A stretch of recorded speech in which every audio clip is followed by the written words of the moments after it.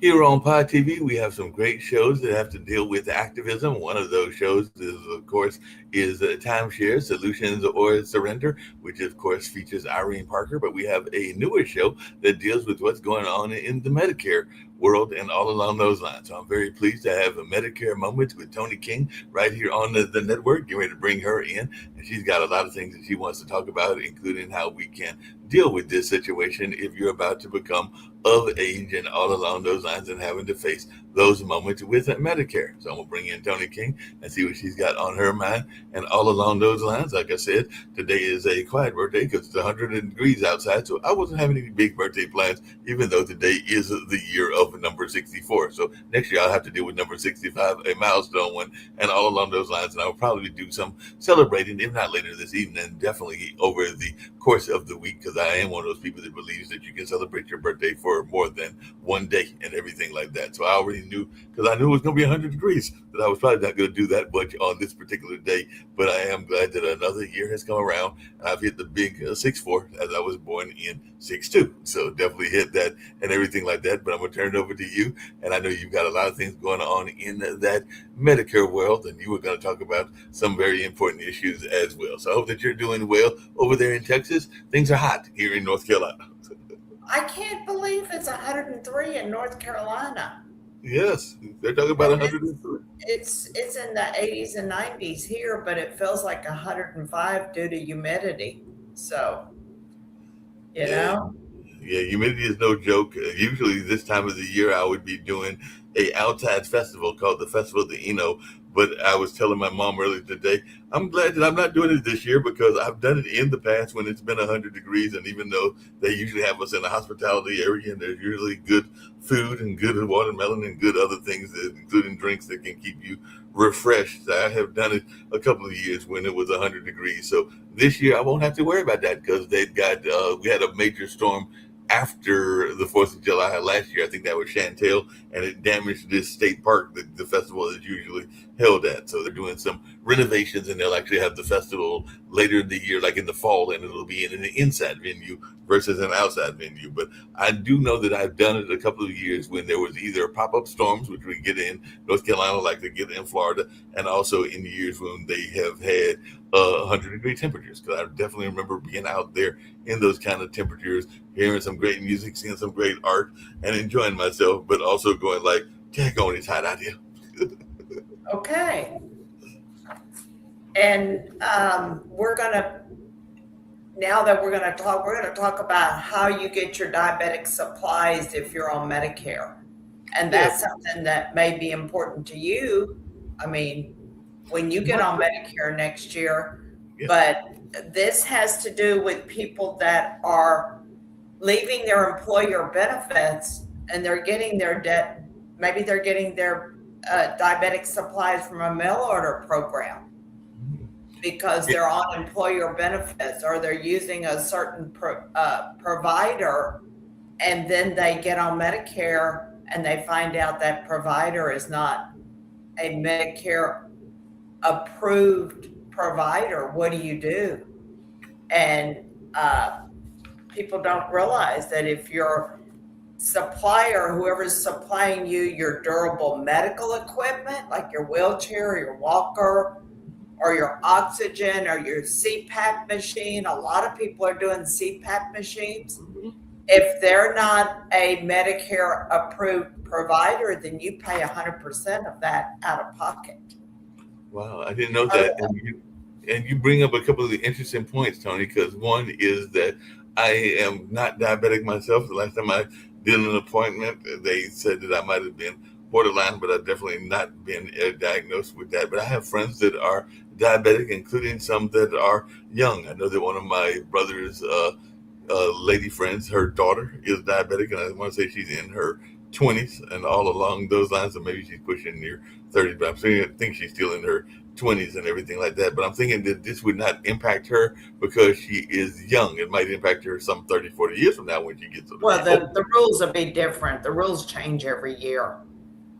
I mean, totally. So if you're someone who's receiving diabetic supplies, like you're getting your test strips or you've got a monitor device or your lancets or whatever it is, you're receiving that from a provider, Right.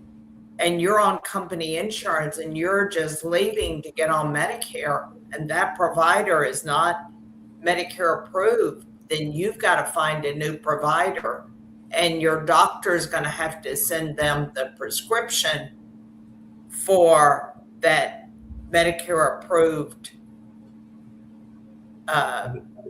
supply that you need.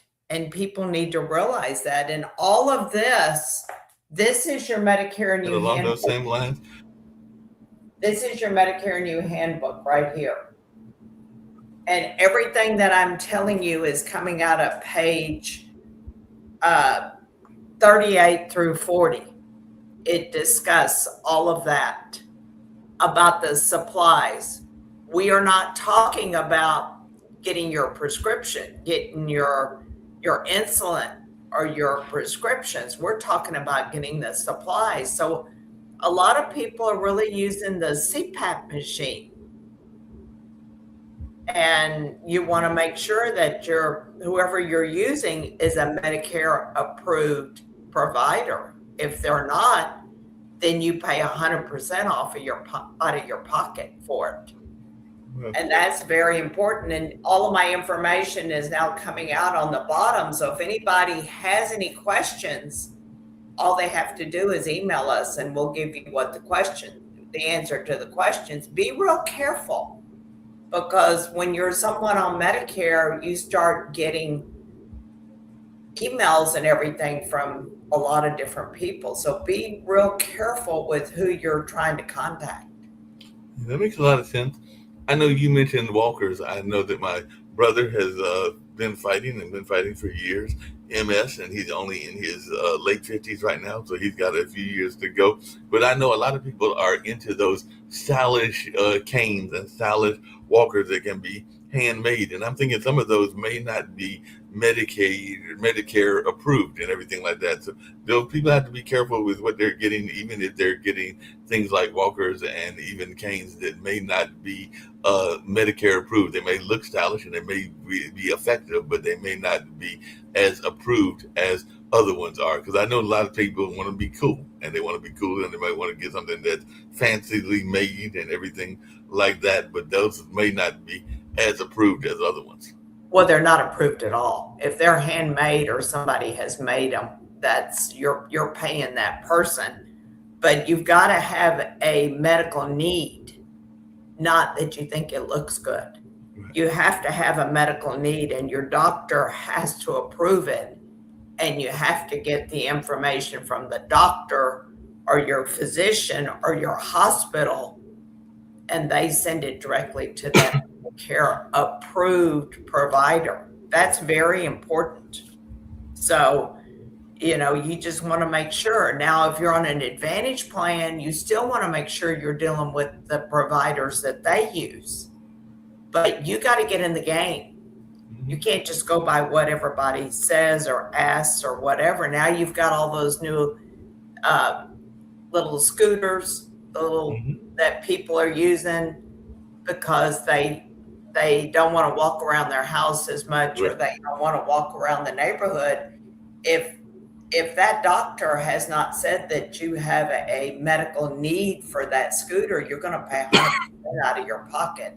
Right. So you have to make sure that you've got it's all important. You have to make sure that you've got a medical need for all of this. And you got to get Medicare assignment. So all of this is on the Medicare.gov website, and it'll show you who the providers are in your area. So it'll show you who the providers are and help you in that sense and all along those lines. So definitely you've got your first step guide so that people can get that and definitely can have the help with the first step guide and everything like that. Have you had any interesting letters that were dealing with people that were dealing with these items, whether that was the getting the scooter or getting the other things along those lines? So I have it every day. People are always emailing us something. I had a gentleman this week who's been a client for years, and now he said, "Toni, I need to make sure my wife is taken care of as far as her Medicare supplement premium or her Medicare premiums are all being paid for because I'm in the process of I'm fixing to die and I want to make sure everything is taken care of. And you know, he should have called me, Right. but he sent me an email. That was not a very good email to get, finding out that someone's fixing a client that you've had for years is on his last leg. Mm-hmm. So you got to call the companies direct. You got to call Medicare direct and let them know that you're probably going to have to change banking information. Or you can go online to Medicare.gov to change Medicare. But if you're working with your prescription drug plan or if you're working with your Medicare supplement, you'll always want to call them directly. Right? Yeah. And one thing we're talking about diabetic supplies. Your diabetic insulin is a whole different situation. That's under Part D of Medicare. Okay. So when you have diabetic insulin, every year you want to make sure that you look on Medicare.gov and make sure that your insulin is still covered because it's not cheap. And if it's not covered and you don't make a change, then you have to pay 100% out of your pocket. And after January 1st, you can't make the change. You'll have to wait until next open enrollment, which is from October 15th through December 7th. Wow. Because I know that's a long time to be waiting. And I do, like I said, I've got a couple of friends that are diabetic, including some that are in their 50s and 60s and all along those lines. So I think my friend Ray oftentimes goes and gets his insulin because he is diabetic, but he's also a stroke survivor, if I remember it correctly. So he's got a number of things that he'll be dealing with when he is getting ready to be 65. Because he's not 65 yet because he's a couple of years. Yeah, but there's 69 million people on Medicare. This can help 69 million people. Right. Everything changes every year. As far as Medicare is concerned, it does not always stay the same. So you want to make sure that you get in the game. You know what's happening. Yeah, you definitely want to get in the game. Got to make sure that you are aware of what's going on in that sense and everything like that. And you said that insulin, because I know sometimes people have different forms of diabetes. There's, I think there's type A and type B. And everything like that. So you're saying that the insulin is covered, or the shots are covered, or they're not covered? Insulin is covered, but every year you want to check to make sure that the prescription drug plan that you currently have is covering the insulin for next year. They all have a formulary and it could change. The cost and everything could change. Yeah, the cost. So you got to get in the game. If you're someone that's 70, 75, 80 years old, get your kids involved, your adult kids involved. Right. They need to know, because if you can't afford the insulin, guess who's going to pay for it? Right. They will. They'll wind up paying, because that's actually complicated. Calling Medicare and said, "Oops, I didn't know I needed to change. I didn't change in January." They're going to say sorry. Yeah. How much did you know about the? Do what? How much did you know about the medical records of your elderly parents? Because, like I said, I am 64. We were just talking to Mom. Mom in May turned 84, and I know that me and my younger brother try to keep track of her appointments as well as her records. But how much do you think? Because I think that that's something that enough kids don't do, is being aware of their parents' like insurance status as well as their medical status and everything like that. So I was just wondering, in your own experience, how important is it for you to know the medical history of those that are older than you, in terms of older parents and all along those lines? Well, my mother passed away about 4 years ago, but I knew exactly what was on her record. I would go to the doctor with her, so I knew what was going on from the beginning. Right. And she was on a Medicare Advantage plan. And she got on that when she was 65 and I was younger. Right. And it was not one of the better choices that she could have made, but she was going for 0. And then I have a special needs sister who got on Medicare when my dad passed away in 1994. She took over his Social Security and his Medicare. So when Tina turned 65 a couple of years ago, she was able to get a Medicare supplement without having to answer one health question. Gotcha. Yeah. So you got there's a lot of different rules for Medicare. Not all of them are mentioned in here, Right. but the diabetic supplies for this year are mentioned on page 38 through 40. And anybody that's a diabetic needs to go in there and look at it and know what you've got to do. You got to Yeah. make sure that your doctor or the provider that you're using is Medicare approved. Just because you're using them because they're going to offer you a very big discount, then whatever the Medicare cost is, you're going to pay 100% if they are not Medicare approved. People need to realize that when they get on Medicare, we're nothing more than a walking dollar sign. Yeah. That makes You sense. know? Yeah, that makes a lot of sense. I know last week, and I think it was before our show, it might have been even after the show and everything like that. I had the pleasure of going to speak. It was actually for Juneteenth at the Ronald McDonald House. I know the Ronald McDonald House does a lot of work with different kids that are fighting cancer and all along those lines, but they also sometimes, I think, work with others as well. I can't remember if they work with elders or not, but how much should we be aware of even some of the agencies and whether they are Medicare approved? Like I know here, you mentioned your sister. I know here that in Durham, we've got a group called Bright Star Staples that does a lot of work with autistic kids and everything like that. So they do a lot of that work. And I'm assuming that because they have been well established, that they are probably Medicare approved, but I don't know that for a fact. I probably need to check. All you have to do is ask them. Okay. You have to tell them you're on Medicare. You got Part A and Part B, but you're more focused on younger people. You've got to look. You got to realize when they get older, they're going to get up. They're going to be Medicare eligible, and Medicare has rules. You got to go by the Medicare rules. The New York Times, I believe it is, or the New York Post wrote an article about the scams that are coming up, because you and I have talked about scams. Mm-hmm. And there's a company in New York City that has scammed, it said $1 billion out of Medicare. Now, I don't understand how Medicare can't check to make sure that the claim that they're sending to is coming to an actual company. But that company scammed over $1 billion out of Medicare. So how many of those kind of companies are nationwide? Right. That's the You know, question. these like companies that are offering the wheelchairs and the walkers and the durable medical equipment and all of that, you want to make sure it's a Medicare approved provider that you're using.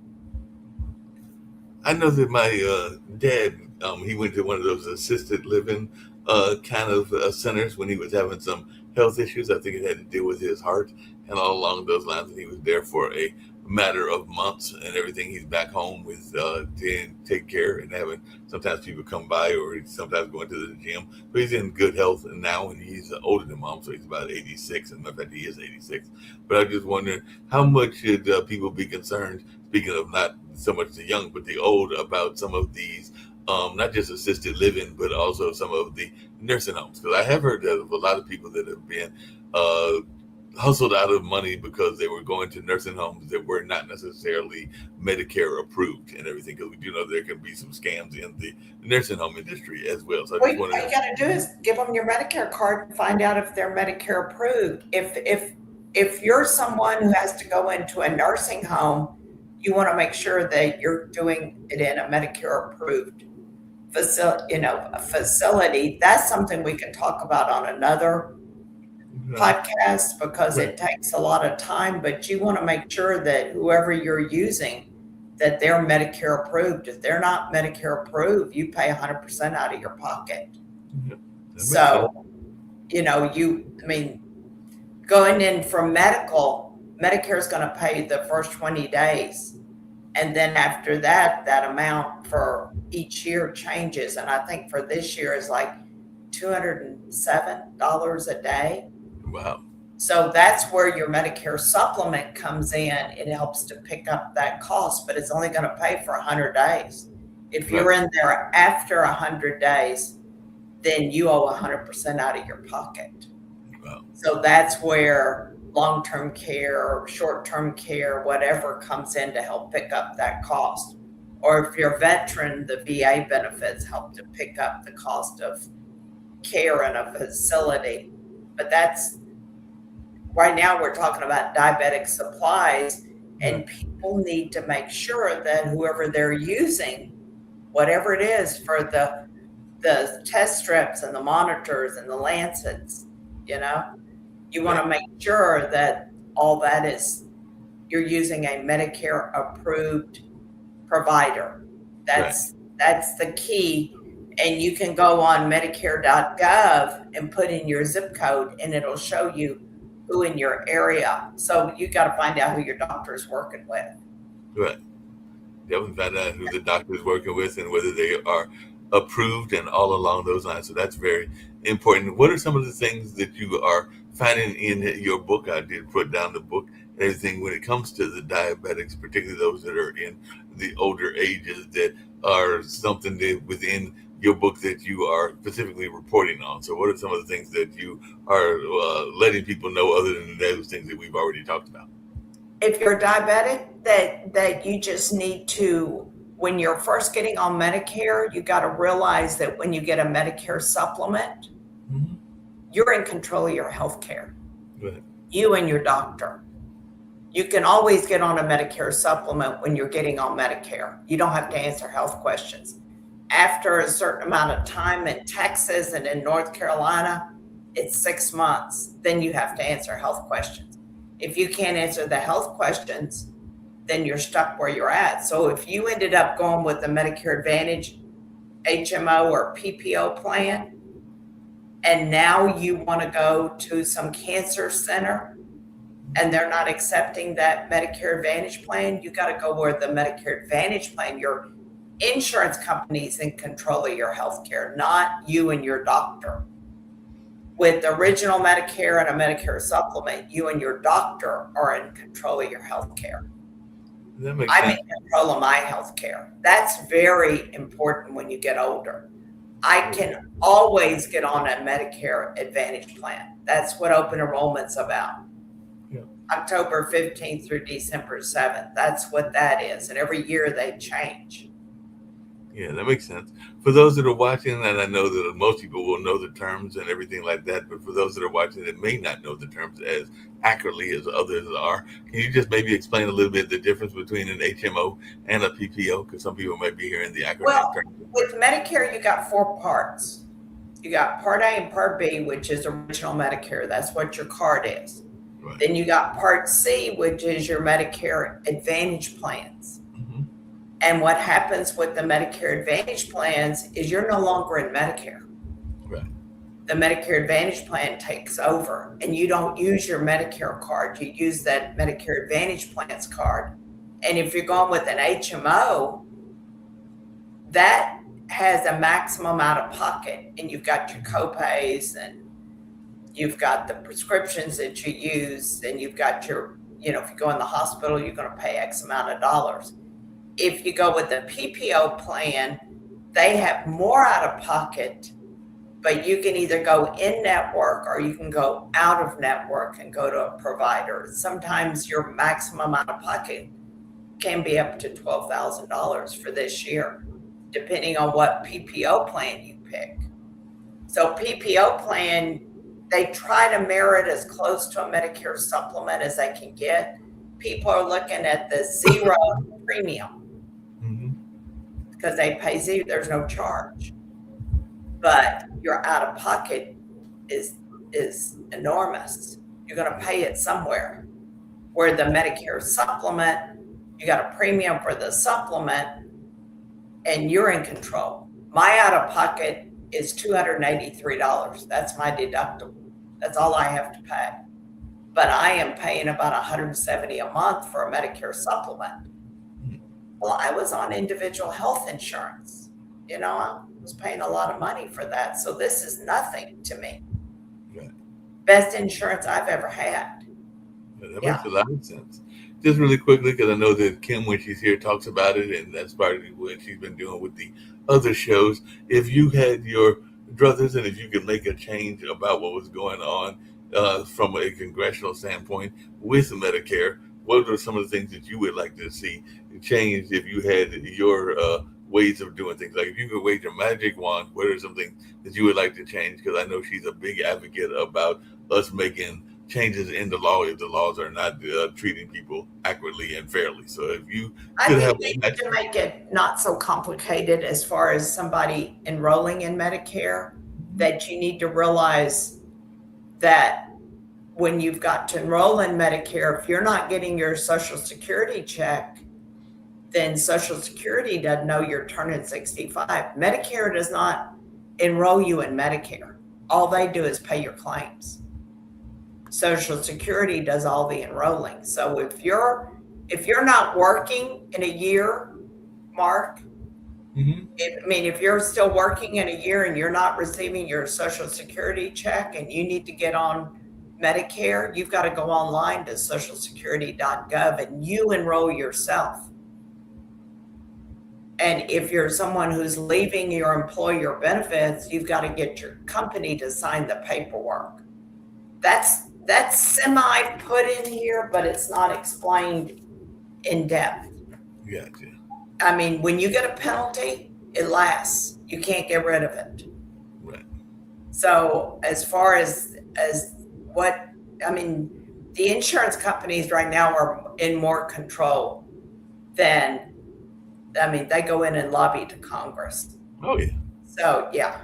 So if I were, they're really pushing they're going to change the deductibles and the copays and all of that. We just have to wait. I don't know what the numbers are going to be for next year. I won't know until September.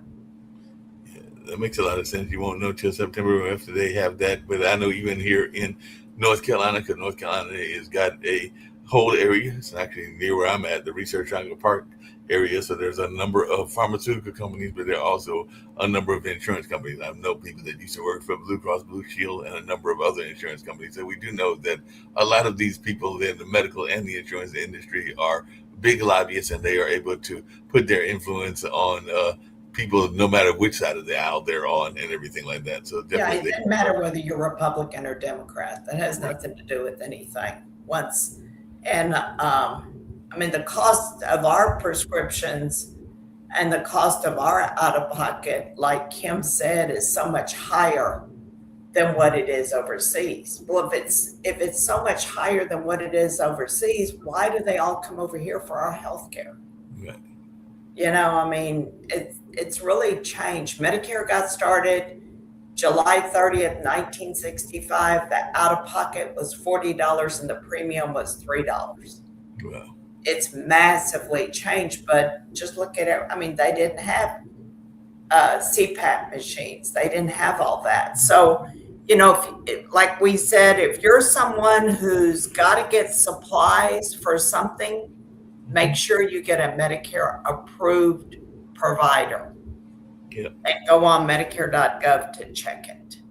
That makes a lot of sense. But I know we're going to wrap up. I've been rolling the numbers and everything along those lines, but another great show. And I know we'll have some more interesting conversation on next week and everything like that. But these are always powerful 30-minute shows and everything like that. And definitely, I'm always glad to have these conversations with you because you're always having some amazing insights. And I'm always learning a lot and everything like that. So definitely we're having folks get and more information and everything like that. I'm going to go out with a couple of commercials. There's a guy that has this notion that genius is more common than people actually think it is because we all have our own genius. So he has this whole movement. It's actually on YouTube called Genius is Common, which is this whole notion that we all have our own skill sets and we all are a genius in one way or another. We might not all be like Rick Rosner, who's a member of Pod TV, a actual Mensa member, but we all have our skill sets that we are good at, and you're good at letting people know about what's going on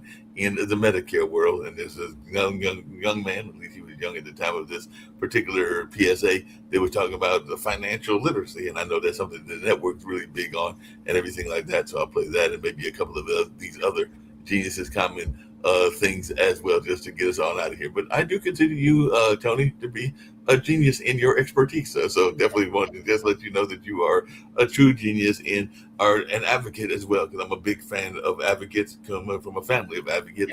Can I say one thing real fast? People need Yes, to sign up for the newsletter, yes, and they need to, the Medicare First Steps makes it very simple for enrolling in Medicare. It gives you the basics. yes. And that's at no cost. I do have the Medicare roadmap that really takes you into everything, and there is a cost for that. So, That's okay. possible. And definitely they can reach you And at you this. still have a good 4th of July. I mean, Yeah. this is going to be exciting to see how it turns out this week. Hey, that's right. It's the 250th anniversary of America. So I know there are big celebrations in DC, probably some in Texas and around the world, and well, definitely around the country as we're celebrating the 250th anniversary of the United States and everything like that. So it is a They big didn't time think it would anniversary. end up like this, did they? They would be George Washington and Benjamin Franklin. They would be saying, "Oh, come on, guys, you just got to make it simple. Put the people first. That's what needs to be done." Yeah, definitely need to Okay. have the people. Definitely got to have the people first. I agree with you on that and everything. And yeah, Thomas Paine, George Washington, Jefferson, and a number of John others. Hancock. Yep, a lot of them would be totally upset probably at the way that the government has been going on. I think they'd be upset at all the parties as well as just the way that the experiment has come out and everything like that. They're probably sitting there scratching their heads up in heaven's gates, going like, "This isn't what we had in mind," but that's just my opinion and everything like that. But they're I probably know. in their heads going like, "This is not what we had in mind." Okay, so I will talk to you later. You go have a good July 4th. You do the same. All right. And now let's check out this commercial of this young man, not young lady, young man, talking about the importance of financial literacy and all along those lines. So let's check out this. At the time, he was 11 years old. I think he's 14 now, 14 or 15. But let's check out what he was saying when he was 11 about financial literacy. Hey guys, my name is Caden. I'm the CEO of Caden Teaches, and my genius is teaching kids about financial literacy. Throughout my financial products, such as my financial flashcards, my activity book, and my newest project, my financial bus, which I bought. And on the bus, it has a mock bank where kids will learn how to deposit and withdraw money, a mock grocery store where kids will be able to learn how to have a family budget, and a mock stock exchange where kids will even be able to learn how to invest in stocks. Now, I decided to start teaching kids about financial literacy because I find that most kids graduate high school without even knowing the basics about financial literacy. And I feel if I were to teach kids about financial literacy, that I would be able to help kids tap into their genius. And I actually learned about financial literacy to my dad because I would go to business meetings with him, and I would always see that they were talking about financial literacy. And at that point, I didn't understand what financial literacy was. So I took it upon myself to learn about financial literacy and teach it to kids in a way that they could understand. But I want you guys to help me help kids tap into their genius by going to my website, cadenteaches.com, and you can sew into me in my financial bus by going to my GoFundMe link. And remember, if Caden can, you can too, because genius is common.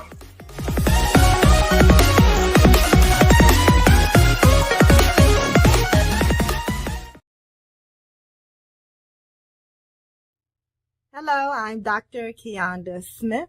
I'm an educator, a practitioner, a scholar, a mom, sister, and a best friend. Those are my geniuses, but genius is common.